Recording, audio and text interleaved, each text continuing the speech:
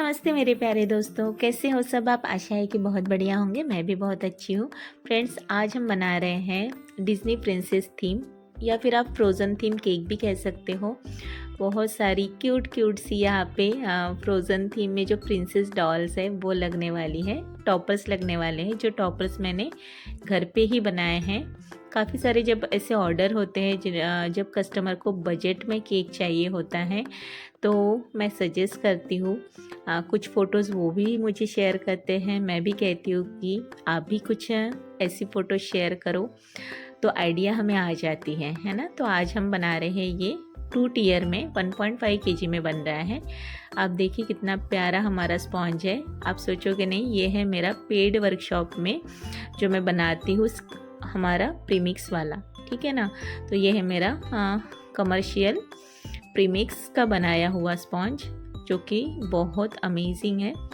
और इसकी paid classes है, स्क्रैच से भी मैं बनाती हूँ, जिसकी मेरी पेड क्लास है। आप कोई भी क्लास ज्वाइन कर सकते हो इफ़ यू आर इंटरेस्टेड, ठीक है। तो यहाँ पे प्रीमियम चॉकलेट केक मैं बना रही हूँ। तो जैसे कि फ्रेंड्स, कोई भी आप टियर केक जब बनाते हो, है ना, 2 टियर बना रहे हो, 3 टियर बना रहे हो, तो आपको कौन सी चीज़ों का ध्यान रखना है वो मैं यहाँ पे आज क्लियर करूँगी। इनकेस कोई भी अगर बाद में क्वेरीज भी होती हैं तो आप कमेंट में डेफिनेटली पूछ सकते हो, ठीक है। तो सबसे पहली बात तो यहाँ पे मैंने बॉटम टिन में जो स्पॉन्ज बनाया है वो 8 इंच में मैंने बनाया है, ठीक है। और टॉप में जो बनाया है मैंने 5 इंच में बनाया है। तो ये 1 केजी का बनने जा रहा है और जो टॉप में बनेगा वो बनेगा ½ केजी का। तो प्रीमियम चॉकलेट के लिए सबसे पहले मैं बनाती हूँ यहाँ पे गनाश मैंने 2:1 के प्रोपोर्शन से बनाया है। ओवरनाइट मैंने सेट किया। 2:1 मीन्स अभी आपको लेना है 200 ग्राम फाइनली चॉप चॉकलेट। यहाँ पे मैं वैनिला का कंपाउंड यूज़ करती हूँ, ठीक है। और साथ में हमने लेना है 100 ग्राम फ्रेश क्रीम, ठीक है। दोनों को अच्छे से आपको माइक्रोवेव कर लेना है। स्मूथ सा गनाश आपका रेडी हो जाएगा और ओवरनाइट आपको इसे छोड़ देना है रूम टेम्परेचर पे क्लिंग रैप करके, तो बढ़िया से सेट हो जाता है। देन यहाँ पे ध्यान रखना, कोई भी आप टियर केक्स बनाते हो ओवर सोकिंग बिल्कुल मत करना, ठीक है। और जैसे कि हमारा ये बन रहा है 1 केजी का केक, जो टॉप वाला बन रहा है, तो सबसे पहले 3 लेयर्स में मैंने कट करने के बाद सोकिंग जो है, जो बॉटम लेयर है सबसे कम सोक करना है। देन मिडल वाली लेयर है उसे थोड़ा ज़्यादा सोक करना है और टॉप वाली लेयर होती है वो सबसे ज़्यादा सोक करनी है, ठीक है। अब इसका मतलब ये नहीं है कि बहुत ही ज़्यादा ओवर सोक करो और साइड से लीक होना स्टार्ट हो जाए, ये नहीं करना है, ठीक है। और टियर केक के ऑर्डर हमेशा 1 दिन पहले अगर आते हैं तो बेटर है, मतलब बेस्ट है, क्योंकि मैं अर्जेंट वाले ऑर्डर्स एक्सेप्ट नहीं करती हूँ। अगर 2 टियर है, 3 टियर है, पॉसिबल ही नहीं होता है, क्योंकि प्रॉपरली सेट करना बहुत ज़रूरी होता है, जैसे कि आपने देखा है ना। अभी हमारी ये फाइनल लेयर लगने वाली है यहाँ पे।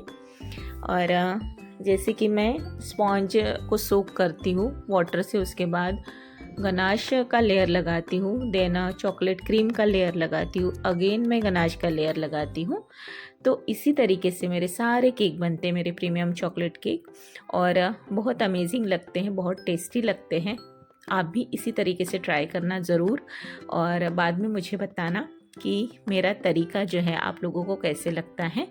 मेरा बनाने का तरीका, सिखाने का तरीका, या मेरी छोटी छोटी टिप्स है जो मैं अपने वीडियोस में शेयर करती हूँ, ताकि जो बेकिंग बिगिनर है, जिन्होंने स्टार्ट किया है अपना बिजनेस, जिन्होंने कोई क्लासेस नहीं की है, पेड क्लासेस नहीं की है, सिर्फ मेरे वीडियोस देख के या कहीं से वीडियोस देख के ही करते हैं, तो मुझे भी उतना ही प्राउड फील होता है अगर आप मेरे वीडियोस देख के बहुत कुछ सीख रहे हो और सेल कर रहे हो।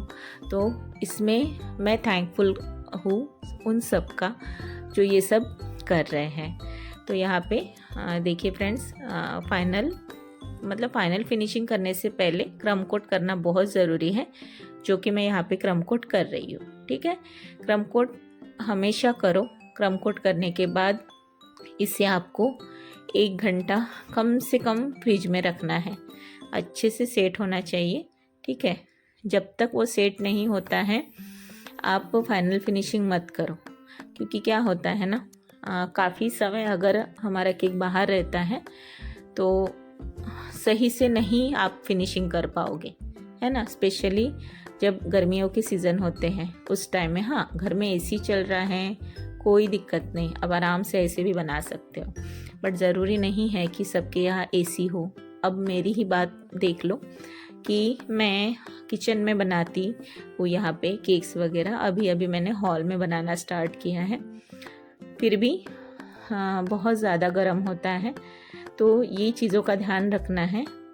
एक साथ 2 टियर बना रहे हो तो एक एक जैसे बॉटम लेयर आपने बना दिया, क्रम कोट मैंने कर दिया है यहाँ पे अच्छे से, है ना। अब मैं इसे रख रही हूँ फ्रिज में, और तब तक मैं अपना जो टॉप वाला लेयर है वो मैं बना रही हूँ। तो ये 5 इंच के टिन में मैंने बेक किया है। देखो कितनी प्रॉपर हाइट आई है स्पॉन्ज की, है ना। मैं 3 ही लेयर में कट करती हूँ, 3 लेयर में बहुत बढ़िया हाइट भी आ जाती है और लेयर भी स्पॉन्ज की बढ़िया लगती है। ऐसा नहीं है कि आप एकदम पतली पतली लेयर करो और खाली क्रीम ही लगाओ, वो टेस्ट नहीं आता है फ्रेंड्स, ठीक है। तो हमेशा कस्टमर तो यही चाहता है कि उनको लेस क्रीम मिले, अच्छा सा स्पॉन्ज मिले, सॉफ्ट सा, है ना। तो यहाँ पे एक ध्यान रखना, as compare to vanilla sponge आपको चॉकलेट स्पॉन्ज को थोड़ा ज़्यादा सोक करना होता है। कोकोआ होता है तो उससे केक ड्राई होते हैं, ठीक है। तो फ्रिज में जाने के बाद वो ड्राई ना हो, इसलिए हमें थोड़ा सा सोकिंग ज़्यादा करना होता है। ओके, तो यहाँ पे ये जो बन रहा है ये ½ kg का बन रहा है। तो सेम वे से मैंने 3 लेयर में कट किया और सोकिंग किया, कम सोकिंग करना है, और गनाश की लेयर लगा दी। गनाश की लेयर लगाने के बाद क्रीम की, मतलब ये हमारी चॉकलेट क्रीम है, जो वनीला क्रीम है ना, व्हिप्ड क्रीम, उसमें मैंने चॉकलेट गनाश डाल दिया और अच्छे से एक बार बीट कर लिया। और ये हमारी चॉकलेट क्रीम या चॉकलेट मूज आप जैसे कहते हो, वो हमारा रेडी है और उसी से मैं फिलिंग कर रही हूँ। अगेन मैं एक लेयर इसके ऊपर लगा रही हूँ गनाश की, ठीक है। मेरा यही तरीका है। अभी काफ़ी लोग ये कहते हैं कि मैम आपके केक्स ओवरवेट नहीं होते क्या? होते हैं, और मैं होम बेकर हूँ तो मुझे प्राउड फील होता है ये बात पे कि मेरे केक्स ओवरवेट होते हैं, और कस्टमर को मैं जो केक्स देती हूँ तो मैं किसी से कंपैरिजन नहीं करती हूँ। मुझे मेरे केक बेस्ट लगते हैं और मेरा बनाने का तरीका मुझे अच्छा लगता है, जो कि अभी तक कस्टमर को पसंद आता है। और इन केस अगर कोई कस्टमर मुझे कहता है, वैसे तो जितने भी मेरे केक के कस्टमर्स हैं या जो भी मैं बेकिंग के आइटम्स सेल करती हूँ, तो रिव्यू जो है अच्छे आए हैं। बट कभी ऐसा भी होता है कि जो जेन्युइन कस्टमर्स हैं, जो चाहते हैं कि आप हमेशा जो अच्छा बनाते हो तो आप अच्छा ही बनाओ, तो अगर उनके तरफ से भी अगर कभी रिव्यूज़ अच्छे नहीं आते हैं या वो कोशिश करते हैं कि हमें बताने की कि इस बार आपका केक थोड़ा सा अलग लगा या कुछ कमी लगी, तो आप उसमें खुद में इम्प्रूवमेंट करो, ठीक है ना। वो बहुत ज़रूरी है। अगर कस्टमर निगेटिव फीडबैक दे रहे हैं तो वो फीडबैक को आपको पॉजिटिवली लेना है। क्यों पॉजिटिवली लेना है? क्योंकि अगर आप ये सोच में रहते हो कि यार मेरे केक्स में कोई तो गलत नहीं था, तो ऐसा नहीं होता है। क्योंकि अगर रेगुलर आपके कस्टमर्स हैं जो हमेशा आपसे केक लेते हैं, आपके हाथों का टेस्ट उनको पता है, तो वही लोग जो हैं आपको सही सलाह देंगे, है ना। तो उनके रिव्यू जो भी आते हैं उनको आप पॉजिटिवली लो और इम्प्रूवमेंट करने की कोशिश करो अपने केक में, वर्क में, जो भी आप बनाते हो, ठीक है। और यहाँ पे दोनों टियर मैंने बना के अच्छे से सेट हो चुके हैं। और फाइनली यहाँ पे मैंने देखिए जो बॉटम में जो मैंने क्रीम की लेयर लगाई है, उसमें मैंने पर्पल कलर और नेवी ब्लू कलर दोनों मैंने मिक्स किया है, इसलिए वो आपको डार्क लग रहा है ना। पर्पल कलर से थोड़ा सा और डार्क आता है, क्योंकि यहाँ पे एल्सा का टॉपर लगाना है सबसे सेंटर में, टॉप में। तो वो मिलती जुलती थीम हमें बनानी थी, ठीक है। उसके बाद स्काई ब्लू, देन ऊपर में वाइट। मैंने कस्टमर को यही कहा कि एक आप मेरे ऊपर ट्रस्ट रखो, मैं जो भी बनाऊंगी अच्छा बनाऊंगी और जो भी रहेगा बहुत अच्छा रहेगा, आप टेंशन मत लेना। क्योंकि उन्होंने अपनी बेटी का ड्रेस का भी फ़ोटो मुझे भेजा था कि देखिए इस तरीके का कलर है। हाँ, बट उन्होंने ये भी कहा था कि इतना डार्क नहीं चाहिए, थोड़ा सा कम ज़्यादा हो गया तो भी चलेगा, नो इशू। और फ्रेंड्स, हमेशा ये भी ध्यान रखना, कस्टमर कोई फ़ोटोज़ आपके साथ शेयर कर रहा है तो ज़रूरी नहीं है कि 100% मैच करेगा आपका भी केक, ठीक है?